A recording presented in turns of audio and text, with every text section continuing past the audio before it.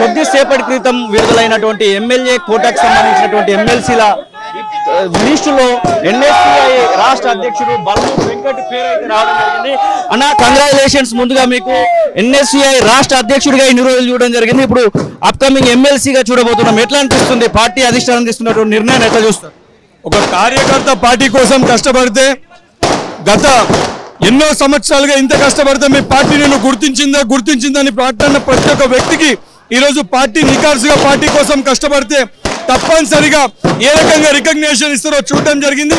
Party నా పైన పెట్టుకునే నమ్మకాన్ని తప్పనిసరిగా పార్టీ బలపడడానికి, దానితో పాటు రాబోయే ఎన్నికల్లో రాహుల్ గాంధీ గారిని అత్యధిక పార్లమెంట్ స్థానాలు గెలిచి ప్రైమ్ మినిస్టర్ చేయడంలో క్రియాశీలక పాత్ర నా వంతు బాధ్యత నెరవేరుస్తానని చెప్పి పార్టీకి మాటిస్తున్నా.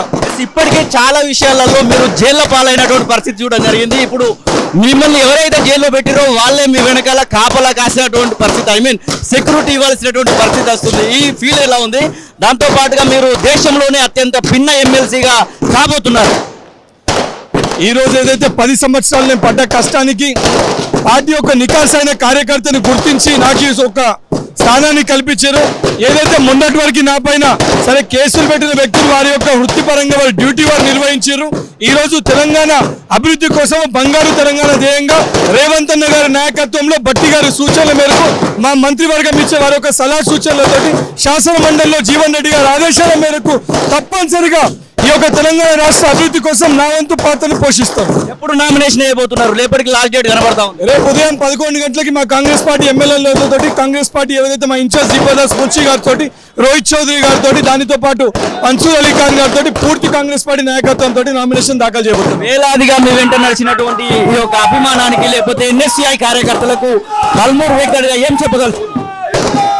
ఇది 10 సంవత్సరాల కఠోర దీక్ష.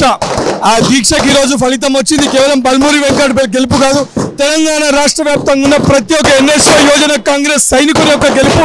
ఈ రోజు ఎమ్మెల్సీ బల్మూరి వెంకట్ కాలే, తెలంగాణలో ప్రతి ఒక్క నిరుద్యోగ యువత ఈ రోజు వారికి ఎమ్మెల్సీ పదవి వచ్చిన విధంగా ఉంటది. తప్పనిసరిగా వారికి ఒక అన్న లెక్క వారికి అన్ని విధాలుగా అండదండగా ఉండి వాళ్ళ సమస్యలు పరిష్కరించే ధ్యేయంగానే ముందుకు సాగుతారు.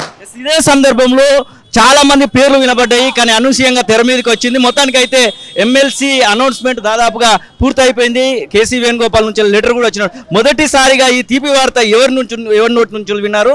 ఎట్లా జరిగిందని ఈ మొదట తీపి వార్త ఎవరైతే మా ఆర్గనైజేషన్ ఇన్ఛార్జ్ కేసీ వేణుగోపాల్ గారు చెప్పడం జరిగింది. ఏదైతే రాహుల్ గాంధీ గారు యువతని ప్రోత్సహిస్తా అని చెప్పిన మా రాహుల్ గాంధీ ఎవరినైతే స్ఫూర్తి తీసుకొని నేను రాజకీయాల్లోకి వచ్చినో, అటు కేంద్రంలో రాహుల్ గాంధీ గారు, రాష్ట్రంలో రేవంత్ అన్న గారు, బట్టి విక్రమార్క గారు, వీళ్ళు నాకు చాలా స్పష్టంగా ఎన్ని చెప్పినా కూడా నేను కూడా ఒక్కగానొక్క సందర్భంలో ఎమ్మెల్సీ పదవి నేను నిజంగా నాకు వస్తుందా అని చెప్పి ఒక డౌట్ ఉండే. ఎందుకంటే హేమలు దీనికి పోటీ పడుతుండే.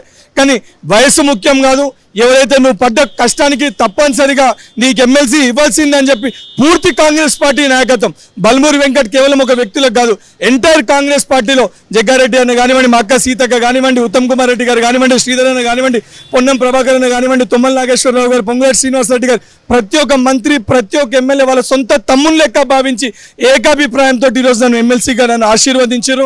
ఆ అన్నలందరి ఆశీర్వాదంతో తప్పనిసరిగా వారి యొక్క సూచనల దిశగా కాంగ్రెస్ పార్టీ బలపడికి తెలంగాణ అభివృద్ధి కోసం పనిచేస్తాను.